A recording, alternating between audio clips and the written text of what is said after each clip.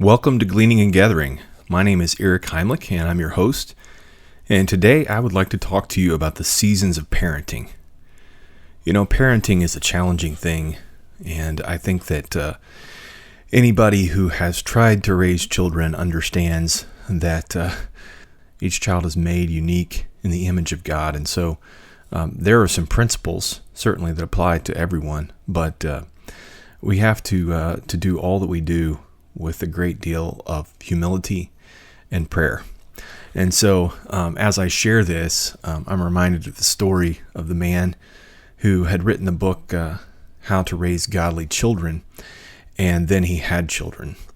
And he had to change the name of his book and his talk to some suggestions to parents.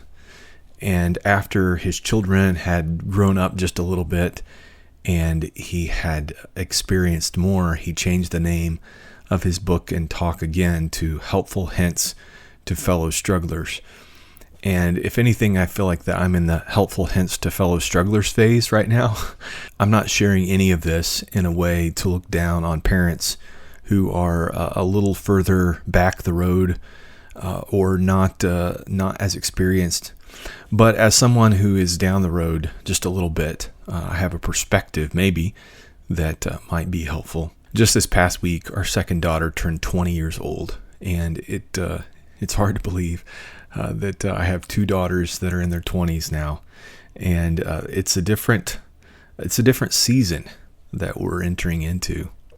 I was recently listening to the Carrie Nyhoff podcast, and he was interviewing Andy and Sandra Stanley. They were talking about their newest book that is on parenting and the seasons of parenting.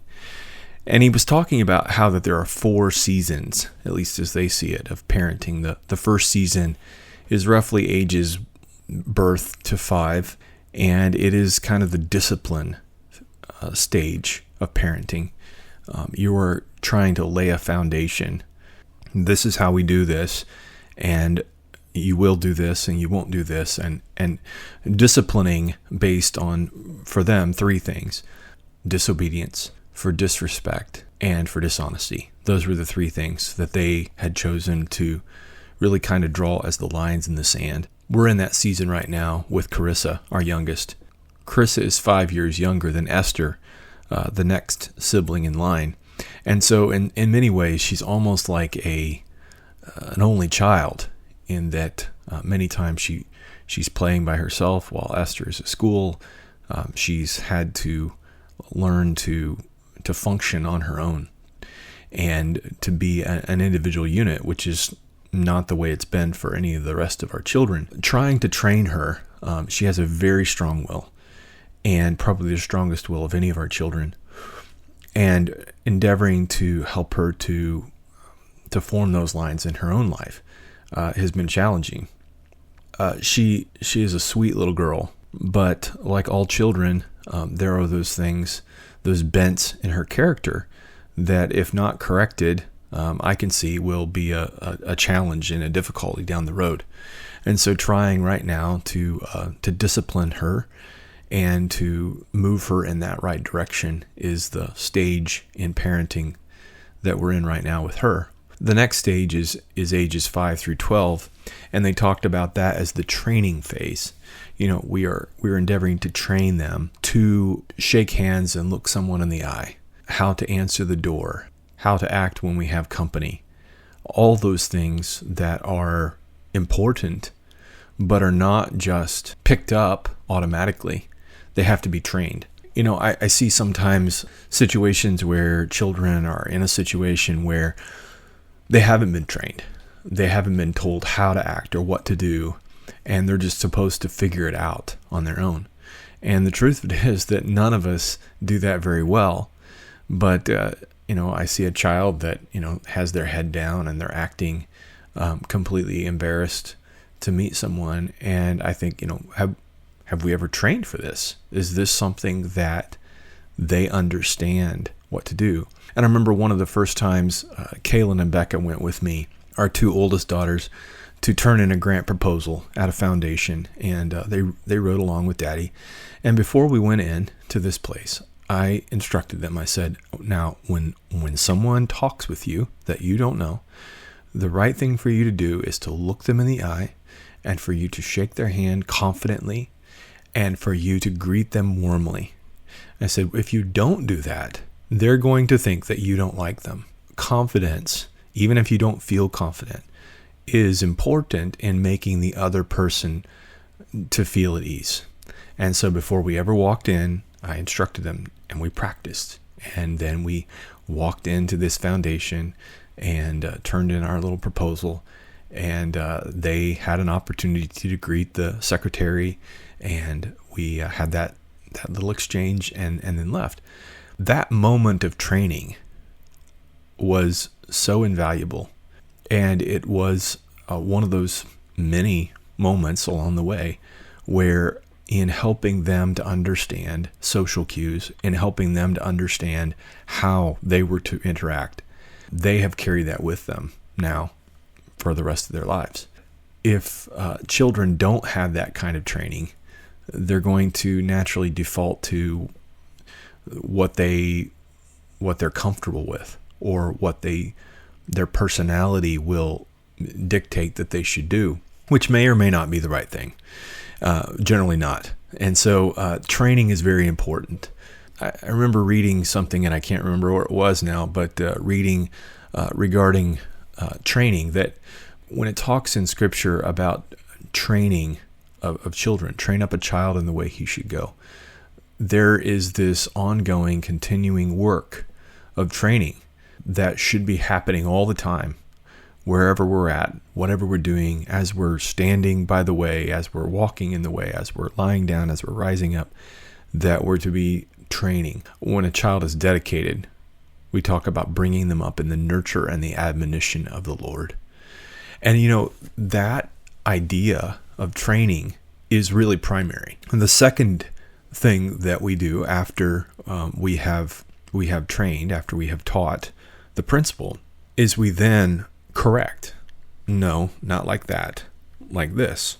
And so correction should always come after training.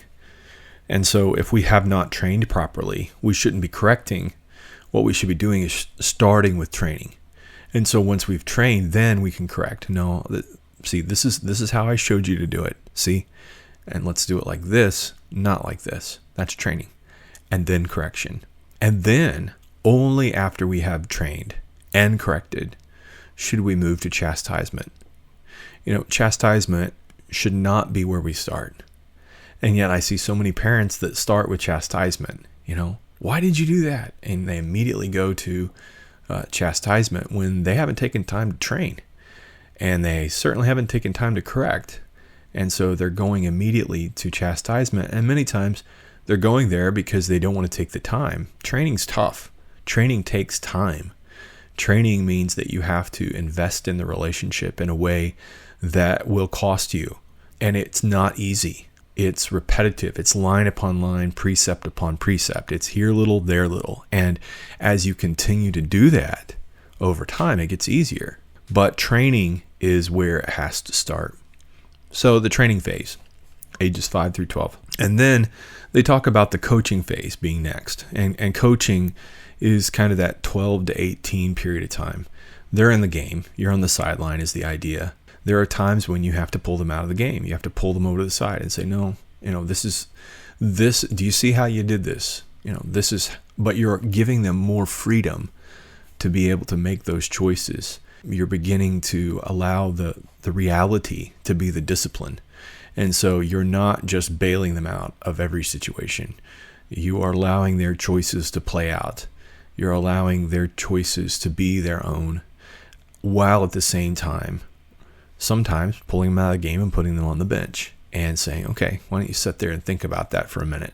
And so really helping them to build upon the foundation of character that hopefully has been developed in the first phase, the discipline phase, when you are teaching them to be honest and to be obedient, when you are building on the lessons that you've trained for throughout the next phase, In the coaching phase, there's a lot more independence and yet interdependence.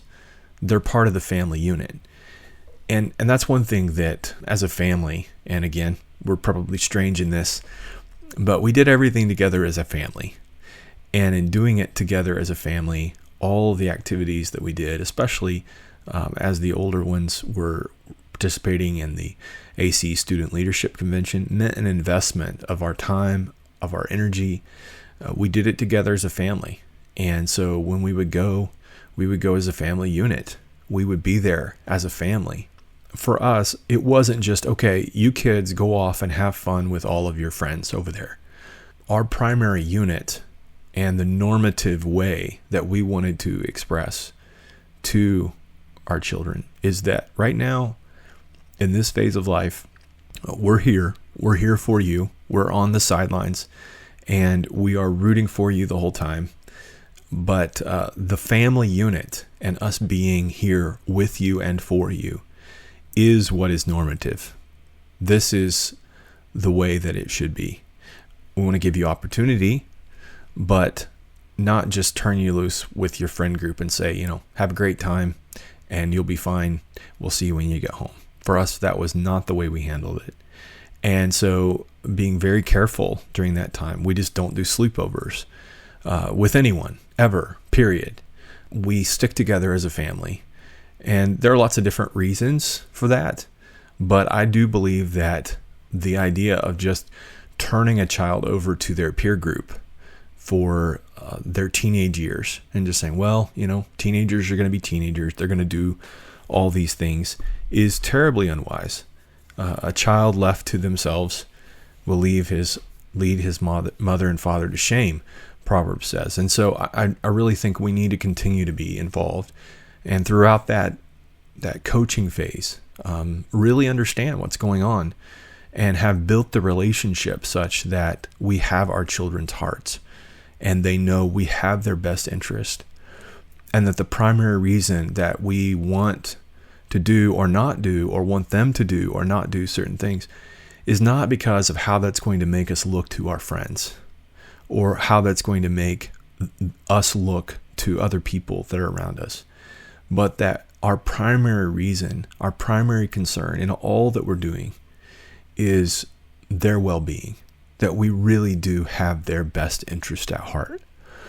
And I think that if we have that kind of attitude towards our children, if we're able to keep our children's hearts, as Stephen and Terry Maxwell talk about in their book, Keeping Our Children's Hearts, I really believe that's the key, especially during this season. I see so many children that while their behavior is still on the outside compliant, they're going along to get along. They're doing whatever it is that they're told to do because they're afraid or because, they just don't want to make waves, but their hearts are not there. And it scares me when I see that. I see it in good Christian families all the time. People that do not have their children's hearts. They're not buying what the parents are selling at all. And it shows up later. It shows up down the road. But the seeds of it are planted long before that. Part of it really comes down to selfishness. Is dad more into his golf game than he is into his family? Is mom more into her friend group than she is in terms of being present for her children and being a part of her family? Do they really see their needs as children as being met, and that their parents really do love them and want to be with them, and that if they had a choice, they would choose to be with them? Or do they see that their parents are annoyed by them? That song, It's Beginning to Look a Lot Like Christmas, has a line in there, and mom and dad can hardly wait for school to start again. That's what I'm talking about. What is that? This idea that kids are just such an annoyance, and if we can just get rid of them, our lives would be so much better. That runs two ways. And so if that's the idea we're communicating to them, we will not have their heart. because they will pick up on that very quickly and they'll find other places to go. All of this really leads to the fourth area, or the fourth season of parenting, and that is the friendship phase. Andy Stanley was talking about how that's the longest phase. Many times we think as parents that, we're going to be raising these kids forever, but we have that narrow window while they're growing up.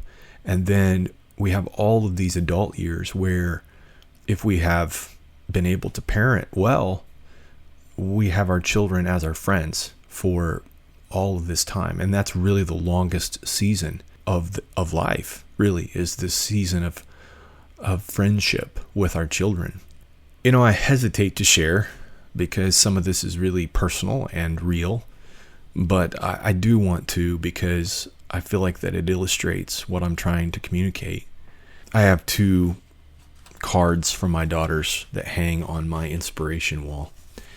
And one is from Kaylin, another is from Rebecca.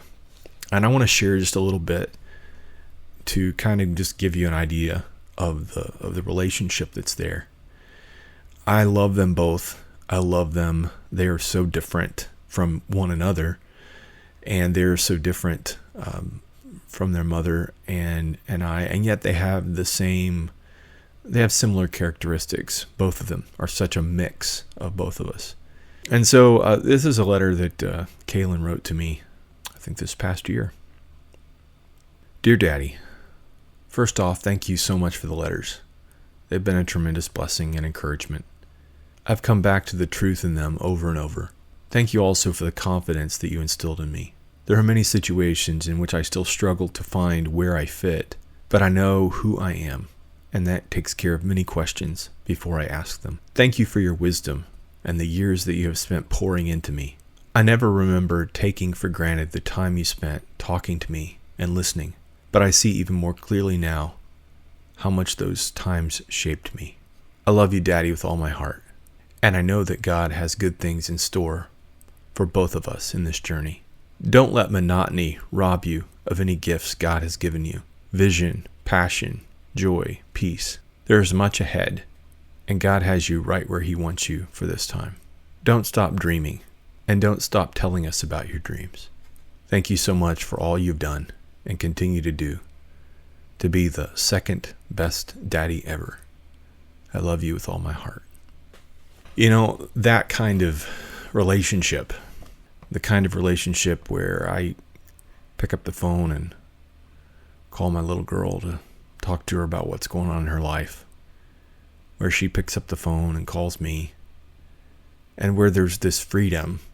There's not this sense of guilt that I put on her because she's busy and hasn't called me this week. I know that life happens and there's lots going on in her life, and I'm grateful for the time that she takes for me. And as I was traveling just this past week, and she called me and we talked for about half an hour, it was just special.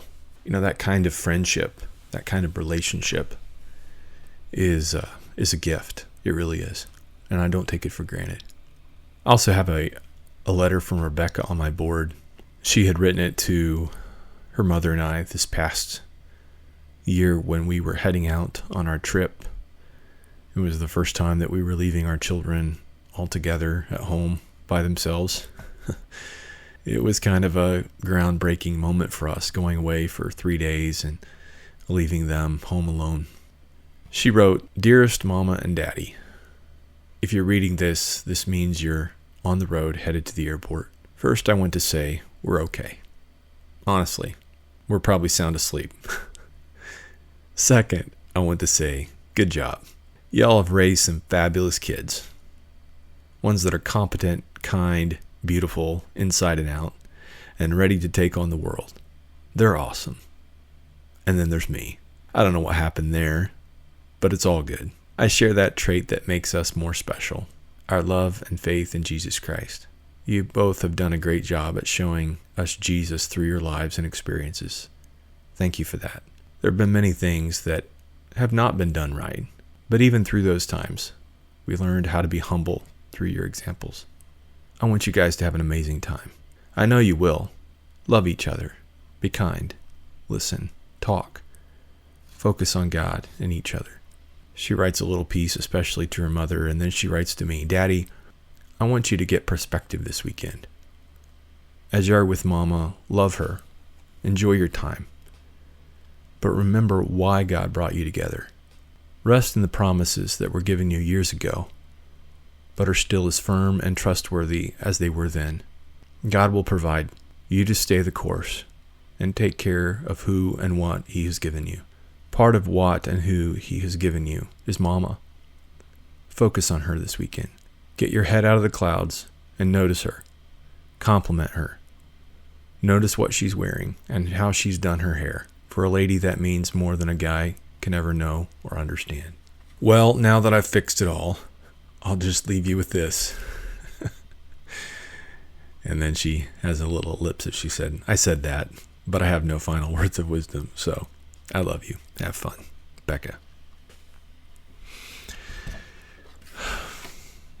You know, the kind of relationship that is possible when you have daughters who are almost 22 and now 20 years old is only possible because of those years of discipline and training and coaching. I want to help to guide them even in this season that they're in, but their choices increasingly are their own. And while there are things that I may be able to say or to share, increasingly the relationship is more of a peer relationship instead of that of a parent of a child who's 10, 12, 15. And so that changing season is challenging to navigate because as parents, we just want to fix it, just rush in and say, wait, what are you doing staying up until 1 a.m.? This is not okay. You're going to get sick and this is a bad deal. And don't you understand? And yet at the same time, how are they going to learn? Learning how in this season, not just to speak our mind about every little thing that they're doing or not doing, but pray for them, love them, continue to be present. And then when we have permission to share prayerfully, lovingly, the truth that God allows us to share. And I think what's key in all of this is that we recognize their agency, that they do have a free will and a responsibility to think and act for themselves. And that there are those lines that, if we don't respect them, will lead to damage in the relationship. It's a challenging thing to navigate because for many of us, we're standing there with a 20-year-old in front of us, and all I can see is holding her as a baby in my arms the day she was born. And I think, how in the world did we get here? How in the world did 20 years go by that fast? Jesus said a prophet is not without honor except in his own country. And I think that a similar principle is true with children. If we're not careful, we don't see what God is growing them into and what he's doing and the changing nature of that relationship. And so we're still trying to parent like they're 5 when they're 25. We're still trying to train when what we should be transitioning into is a season of friendship, a season where we're no longer the coach, and where, when invited, we can give input, but every decision is not ours to make anymore. We have to allow them to make those choices in a similar way to the way we made our choices. And sometimes those are good, and sometimes they leave something to be desired. Parenting is a beautiful thing. Every single one of our children are fearfully and wonderfully made. They are made in the image of God. They are treasures. Every one of them are treasures. And the desire that I have is that 10,000 years from now, in eternity future, that the stewardship that I have had with Kaylin and Rebecca and Sarah and Samuel and Esther and Carissa will result in me being able to spend eternity with each one of them as my brother and as my sisters for the rest of eternity. and keeping that eternal perspective, recognizing that they are not mine. They don't belong to me. They are a stewardship, and that the relationship that I will have to them 10,000 years from now will primarily be that of brother and sister, that they will stand and fall before an eternal God in the same way that I will, and preparing them to live a life as Christian citizens who will bring gifts to the church and gifts to the community of faith that they're part of is the first responsibility for them to be raised as competent, caring people that have something that they can do of value that will bless the world. But the second thing is that they will be so in love with Jesus and have such a desire to please him and to be part of what he's doing in the world that they will experience that eternal life forever with the cloud of witnesses that are watching this race that we're running now. And so it's a beautiful thing, but keeping that eternal perspective, I think, puts a lot of other things in perspective right now. So there are a lot of things that the world values, and I get it. You know, it would be kind of fun if my kids knew how to play soccer, volleyball, basketball. And I think there's some good lessons that can be learned in all that. But for us, that's not what's primary. There are a lot of things that our kids could do and could be involved in. But saying yes to something is saying no to something else. And so for us, centering our summer around our family church camp in Mode, Illinois, is incredibly formative. It's been a huge piece of our lives. It's a 10-day camp, but the ripples of the relationships from that have had a profound effect on the direction of our life and on the lives of our children. We prioritize it. And so there are lots of things that we could be doing in places that I could be speaking and all kinds of other stuff. But for the last 8 years, that's been a big rock that we've put in each and every year. It's important to us. Taking time together as a family, doing the things that we will wish we had done, means sometimes that there's other things that we choose not to do, other things that other families have prioritized that we've minimized. And looking back, I am so thankful that we did. I recognize that there are a lot of young parents, maybe some of you that are listening, and you feel like you're going to be changing diapers for the rest of your life. It seems like this season that you're in is never going to end. And I get it. I remember those days. Having 2 children, ages 3 and 1, was probably the hardest season of parenting in terms of the challenges. There's no older siblings to help. It's just you and these 2 little people that you're trying to raise, and it's challenging. And so I just want to encourage you. It gets better. It really does.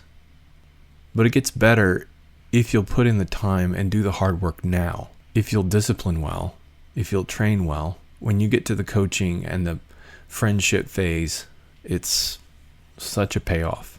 But if you don't, there's a lot of challenges that come as a result of a lack of discipline and a lack of training.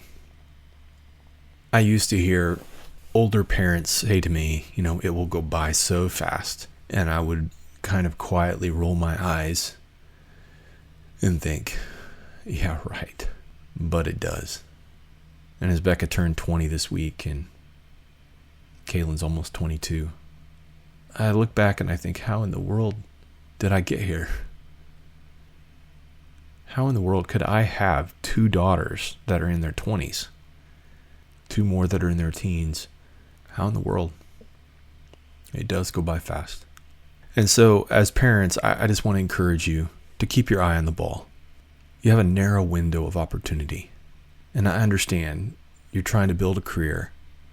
You're trying to fulfill the vocation that God's given you. You're trying to, make sure that there's a roof over their head and money on the table, money on the table.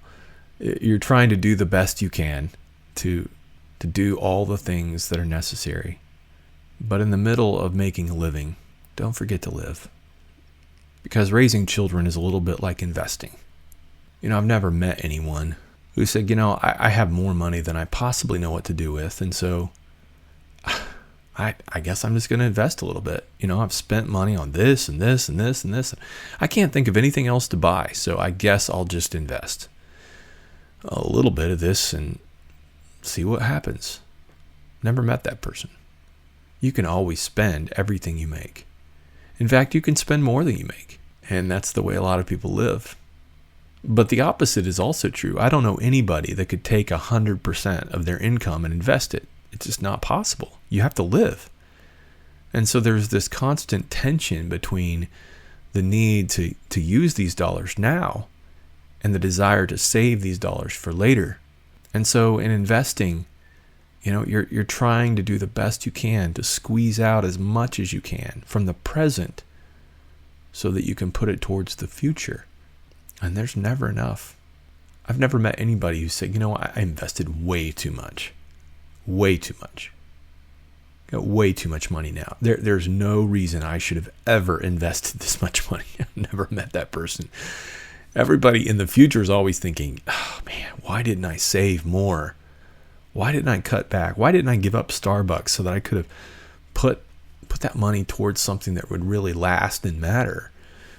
It's a lot like that with parenting. You're living life while you're trying to raise your kids. And taking that time, investing that time in them now always comes at the expense of other things that you could have done with that time. But if you will invest it, wow, what rich dividends it will pay. And so I just want to challenge you to keep your eye on the ball. You have a little window of time, and I don't think you recognize how little it really is. I was on the plane a few years back, and I met one of the people that was working at Andy Stanley's church there in an Atlanta suburb. And we were talking. She was involved in children's ministry there. And she said, we are the largest purchaser of marbles in the world, our church is. And went on to tell me the story of how that each new parent at their church receives a jar with 936 marbles. And they encourage the parents as a visual reminder to take one marble out each week. Each marble represents 1 week in the life of their children between the ages of birth and 18 years of age. It's a visual reminder, a constant reminder. If they take one out a week, of how much time they have left. I thought about that afterward, of how limited our time is as parents. Should keep in front of us that each and every day we have a stewardship, we have an opportunity. And if we don't take this opportunity and use it for the sake of the gospel, we're going to regret it for the rest of our life. On the positive side, if we invest time, energy, prayers, resources into these little people, they grow up into amazing, amazing treasures for the kingdom, and will do so much good and move so far beyond where we are as they stand on our shoulders and climb into that bright new future. For Gleaning and Gathering, God bless.